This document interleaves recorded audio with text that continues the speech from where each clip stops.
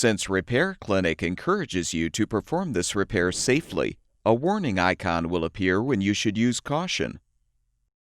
To replace the recoil starter on your Honda engine, you will need a 10mm socket.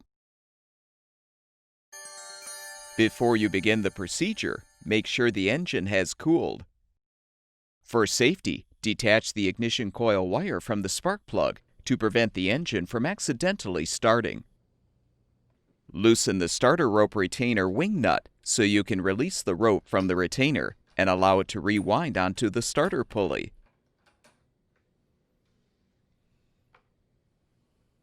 Now use the 10mm socket to unthread the 3 mounting nuts, securing the recoil starter.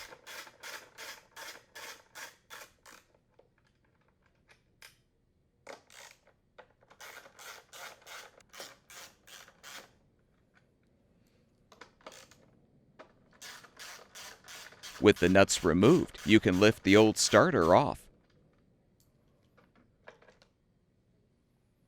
To install the new recoil starter, align it on the mounting posts so the starter rope and handle faces the right rear corner of the engine cover.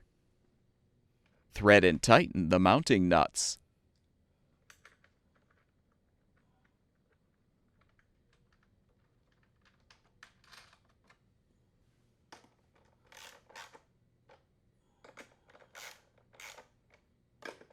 With the new starter secured, depress the bail arm and gently extend the starter rope.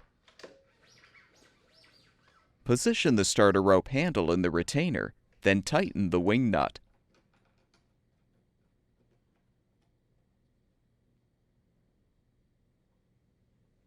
Reattach the ignition coil wire to the spark plug, and your engine should be ready for use.